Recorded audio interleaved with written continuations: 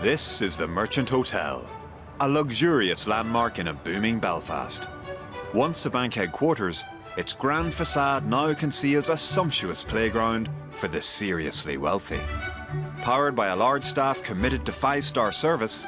Hello. And classic cocktails. This week, the hotel is fully booked and functioning at full throttle. There's a dinner for their peers, Northern Ireland's top hoteliers. No pressure. A tricky new venture, gigs for kids. It's a daunting departure for me. And a mammoth makeover. It's like one drama after the other. It will be finished, it'll be perfect.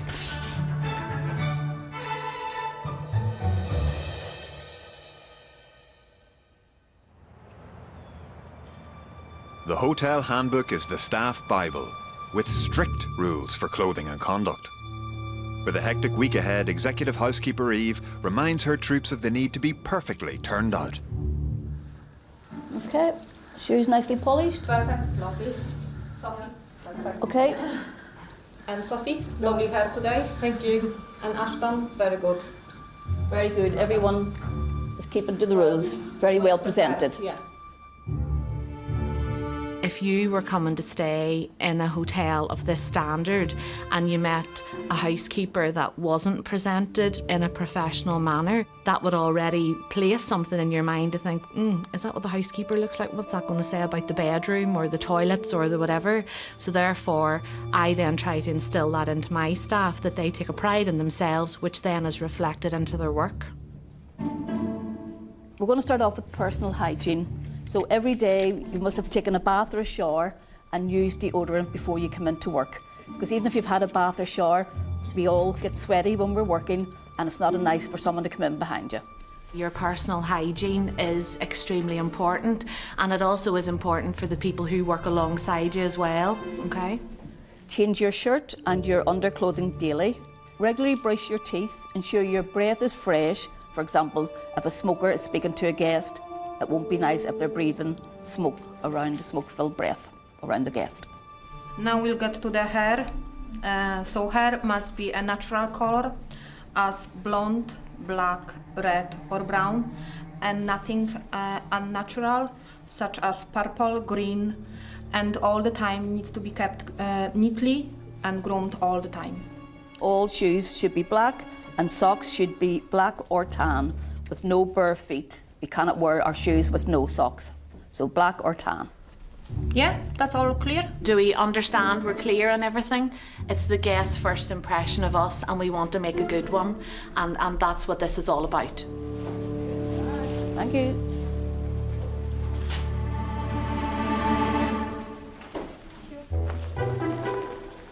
This hotel prides itself on giving young people a foot in the door in the hospitality industry. 18-year-old Sophie started on work experience and is now employed 3 days a week. I find it challenging at times, but I like to make new goals for myself. When I do something wrong, I do always get it corrected and make sure I do it right. It has to be up to high standards, because they are very high. I've only had a couple really, really messy people, but I think men are far cleaner than women. And when you go into a woman's, it's the makeup, the hairbrush, the hairdryer, the clothes. One of our rooms had fake tan on the carpet from obviously the girls getting ready. Sophie really has grown in confidence, grown in skill, grown in experience. She's now really here near enough full time with us, so Sophie has been a real success. Sophie's cleaning skills have impressed, but she has fallen foul of dress code demands. I have only one piercing, and that's my tongue. Eve told me to take it out so I don't have it in. No, Eve told me to take it out. She was like, Sophie, get that silly tongue ring out again.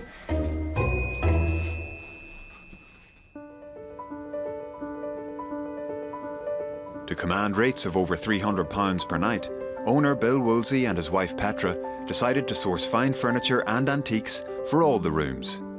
It meant a shopping spree in the markets of Paris. All the antiques was all chosen by myself and my wife. That mirror, my wife and I bought in France. This material, this comes from Paris. This was made specially for us.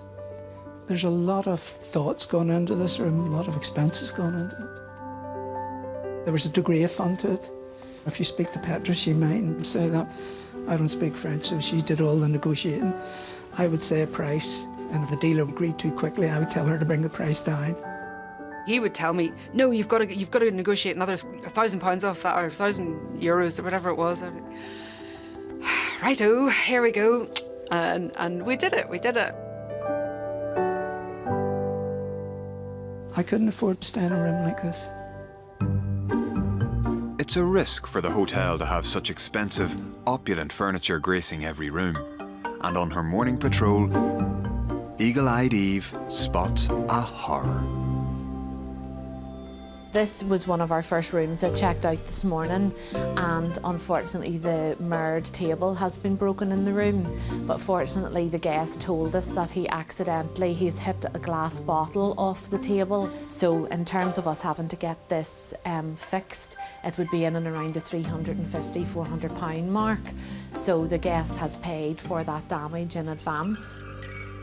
If there was any other sort of damage in rooms that they're maybe not honest about and don't tell us on checkout, we would look to seek payment for damage and things, because it's not acceptable if something does get broken and left just for us to discover.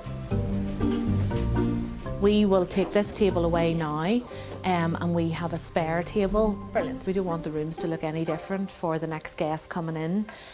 This is obviously a weekend, so the hotel is completely full, so we wouldn't be in a position not to be able to let this room or anything. Yeah, that's grand. Yeah, this one's back from repair. We'll get it cleaned up when we're cleaning the room, and nobody will know any different.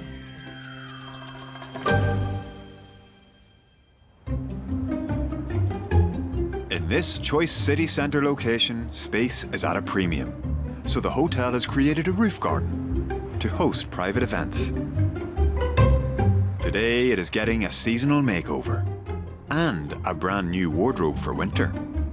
Every year we theme the roof garden for winter and summer. Some of our themes have been very successful, others have been not so much. With high hopes of success, this year's theme is inspired by a children's classic, The Chronicles of Narnia by C.S. Lewis. We've been selling this space and we've been promising to our guests it's going to be like this, and the other thing, so it's just making sure that that's all carried out. So I'm sure it's going to look fab. It already does. So far, so good.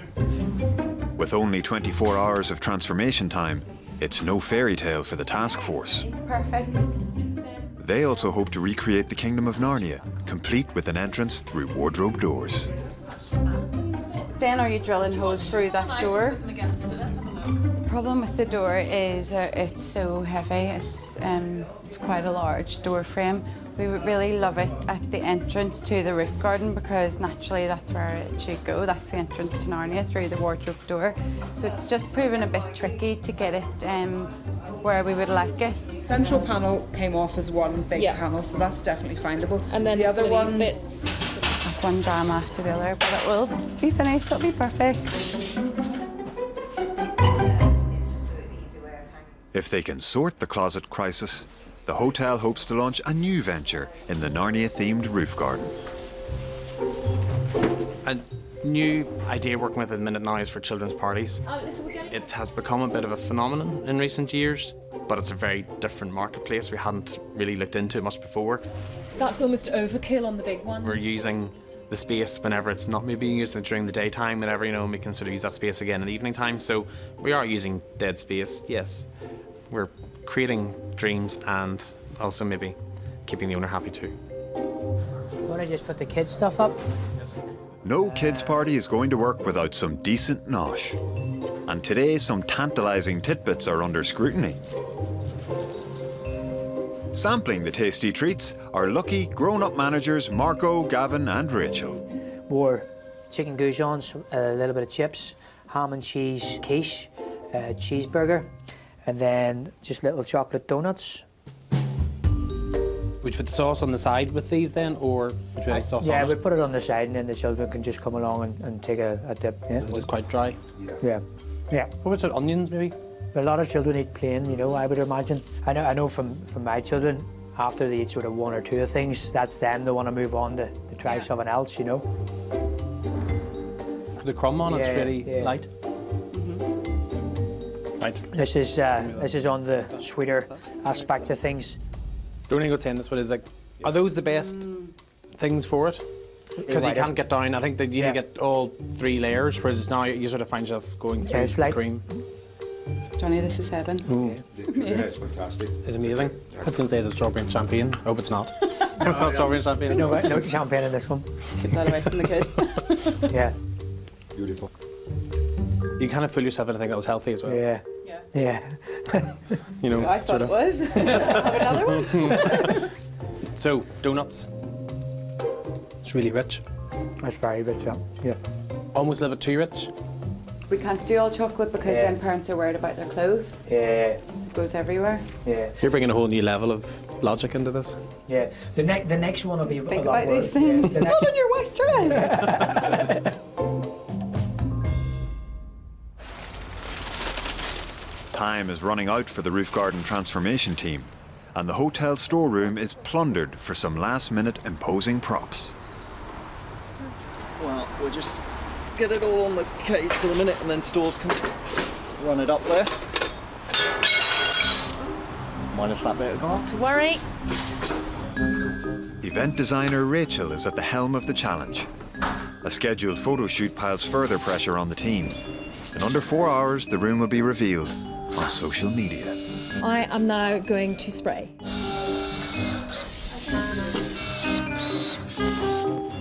Please, please put those lights onto static. Can't beat a bit of flash. Sorry, they just look like they're in a supermarket. Then we're just going to do what I would call a whirl of snow around the top. Okay. So, right, listen up, everyone. We have got to be out of here by 4 o'clock, and we have got 4 hours left.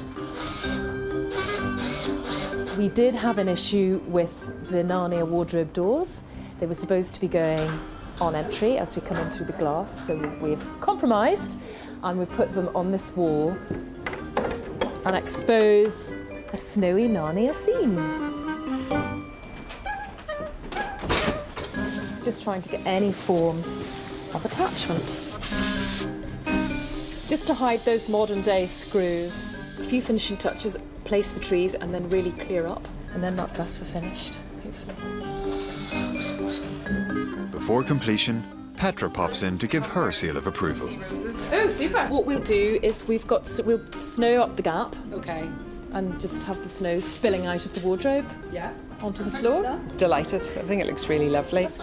People have got to walk in and go, wow, that's the reaction you want, and you know, that is the reaction we get as well. So it's great. We're confident that we're on the right tracks.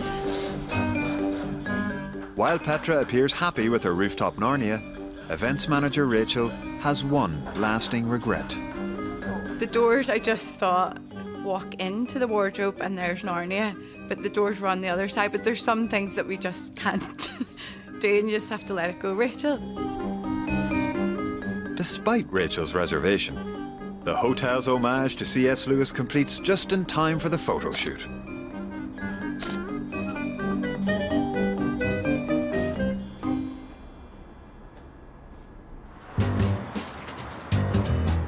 Today sees an important event in the hotel's calendar.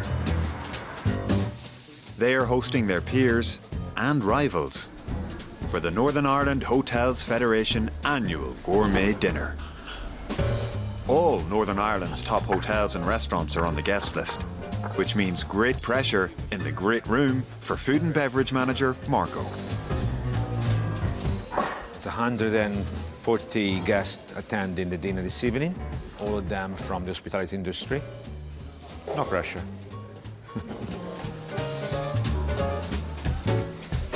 It's much different to a normal day in the restaurant. On top of everything, they are all restaurateurs and hoteliers, so certainly they were watching us on our skills and ability, but we love it. 1, 4, 5, 6, 8, 9, 12, 14. To give the event added culinary cachet, the hotel has flown in London's hottest Michelin-starred chef, the sizzling Ollie Deboo. With these events, you know, we're doing close to 150 people. I think it's 6 courses, so a lot of organisation goes into it. So yeah, this is the kind of fun bit, getting stuck in. So. As well as overseeing the food, guest chef Deboo has insisted on his own table adornments, complete with cabbages. The table decoration, they are specific what Ollie's the chef this evening. Normally we wouldn't put a cabbage on the table, no. However, not everyone is enthralled by Ollie's table centerpiece. I think it looks disgusting. In the garden, yeah. It's beautiful in the garden table, but definitely not in a beautiful, elegant dinner table. But it's not up to me. I'm just a dust in the system.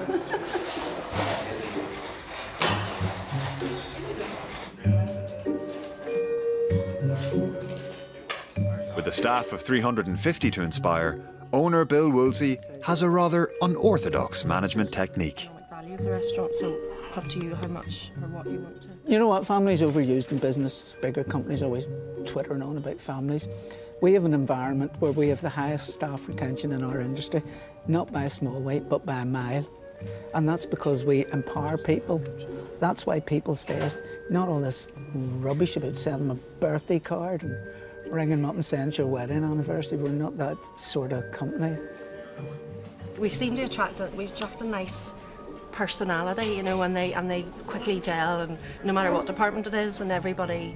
There's not a lot of crosswords I've come across. Yeah, there's lots of crosswords. Well, from you. Well, he would argue with me, but then I can't tell him a little white lie because he completely knows you're doing that stuttery thing, you know. Yeah. And I just don't do it anyway. If I'm trying to buy myself a bit of time, maybe. And I try to admit to my mistakes. Want me to put together a meeting? Yes. Just as you grow, you need to learn, and I'm really open to all of us learning, and me particularly. Right, okay. Case study for college. As a successful, self-made businessman, Bill is keen to help inspire the next generation. Today he is on the road for a series of motivational talks. The first is in Bangor, where he attended technical college and started his first business. We bought a pub in Bangor. I there had a sort of year which was like a nightmare.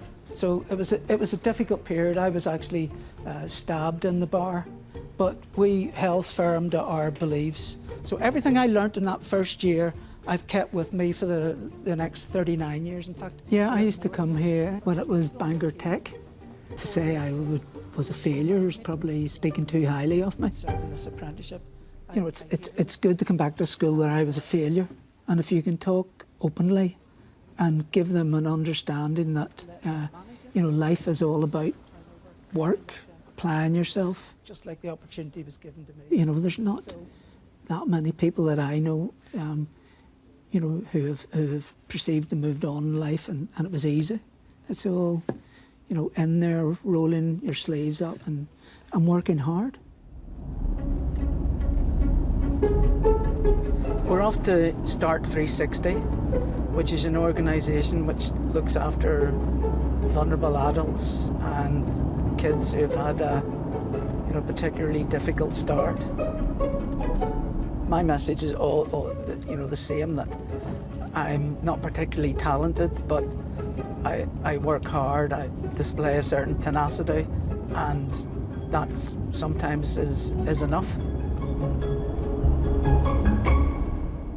My reason for coming up here is not to show you lot how clever I am or how talented I am. It's the exact opposite. It was a sort of unusual background I came from. At school, I was a disaster. Nobody could get my interest, and because of that, you were sort of getting into minor scrapes. You ended up like a top successful businessman in Northern Ireland now, right? Yeah. So you went from being like feeling like that you were useless till like that. No. If you made like all these businesses and money and stuff, you're obviously not useless. Like I wasn't useless, but I didn't find anything that motivated me. Once you find something that motivates you, then you know that gets your concentration. Then you know all your energies go towards that. But until you get that, you're lost. And what you need is to be able to put food on your table. Our society is completely arse about face. Who deserves the most praise? Me for getting paid well, doing a job that I love, or my father who worked every day of his life to fix machines that he hated, or my mother who worked in laundrettes or took in crap jobs to put food on our table? Who deserves the most praise? Exactly. So you remember that. Not everybody wants to climb the greasy pole. Getting a job and staying in a job and enjoying what you're doing, putting food on the table, says a lot about you. And you lot, some of you will, you know, climb up the greasy pole, but the others who don't and don't want to deserve every bit, and I think more praise than people like me. Bill's talk seems to have gone down well. One boy is keen to find out more about working in hospitality. they're like experts in wine. Sommelier. Sommelier, oh. Yeah, yeah. Because you enjoy wine, so like I'd like to become more knowledgeable about it. Genuinely, if you're interested, well, look at where you are, and we can give you, a path. If someone like me can do it, anybody can do it. I think it went well. They were really good young men, so they seemed to be interested. So, yeah, I'm pleased with that.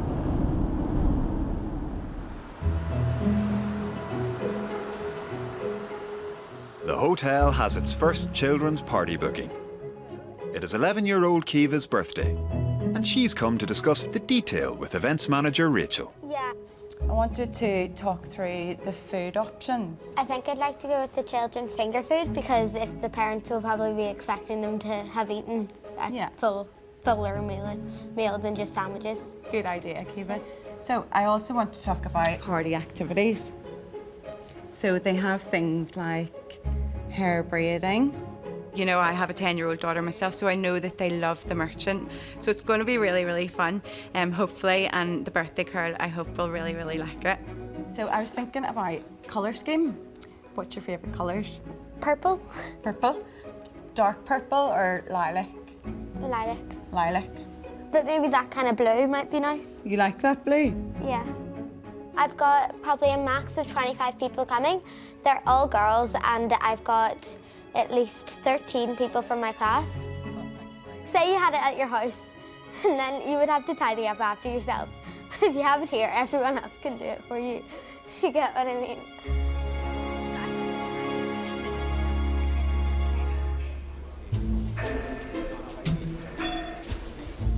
In the great room, it's less than an hour to the hotel's Federation dinner. And although everything seems to be in place, General Manager Gavin casts his critical eye over every detail. So we're going to have a concierge here from 7? Yes, sir. 7 o'clock, top hat concierge welcoming all our guests for this evening. Can you come around and get this all bit of a sweep? Just all the steps all the way down, right down to the bottom, down to the pavement? Yeah, we'll do. So champagne served? Champagne serving trays, the bar area. We have to put how many people in here? 136. Canapes. Canapes all served here with the here? Yes. Then? Can you get someone to go around just to make sure that they're all sitting exactly the same in all tables? Maybe get someone with a pair of scissors just to snip any wee bits that are... Yes, a bit loose. Yeah. Again, especially there's a bit of a lopsided heather going on. Yes. No, very happy. The room looks well. It's good to see that the room being used something so entirely different. Good to go. It's a big night for us. There's a lot of attention sort of focused on us. When there's a few hoteliers that come into your hotel, you certainly make sure that you try and have everything just as it should be. So, no, I'm very happy. I think it's going to be a great night. A Above in the roof garden, it's time for the merchant's first non-grown-up gig. Gavin and Rachel summon their inner child over last-minute preparations. Gavin's now an expert on which way children like their sweets. I would not have any child have something to eat in the merchant that I haven't tried.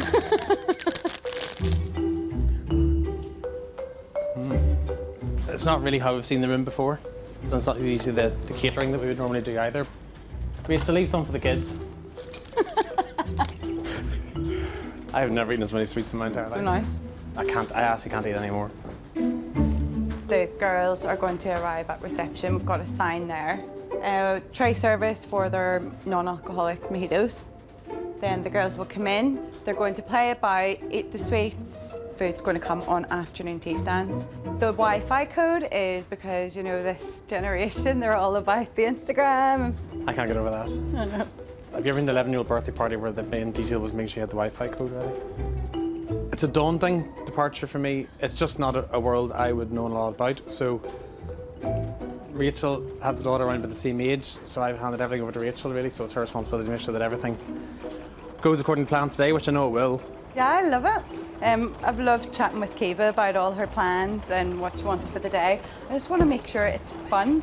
So it'll be a steep learning curve for us, I think, today, but they will tell us what they want. I can't wait. By the time they arrive tonight, it'll be dark outside, so the fairy lights and everything will have taken over in the patio area, so... We'll just turn Justin Bieber up a little bit. It'll filter out the rain. Oh dear. Taylor Swift. Bit of Taylor Swift. Will you be dancing, Gavin? Totes. Sweet. But forget Gavin and Rachel. This is all about the birthday girl. Her guests, their moves, and those celebrated cocktails at the Merchant. Fresh mint, fresh lime, apple juice, and it's shaken up and soaked over ice. Let me know what how it goes. Nice?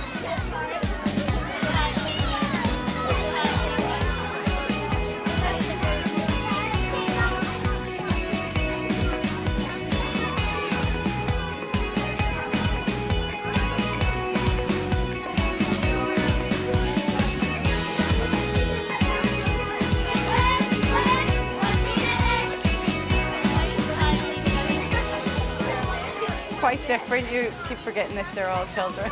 But yeah, they all seem to be having a brilliant time. It's so funny seeing them, you know, they're so into the Wi-Fi and posting on Instagram. They're just taking constant selfies. So it's funny, and it's really funny listening to all their conversations. But they all seem to be having a really nice time, yeah.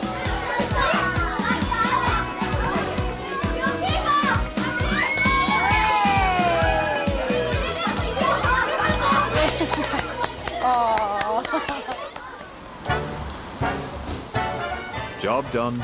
Kids' parties may now turn into a regular feature. But how did Marco fare with the great and good of the Northern Irish hotel industry?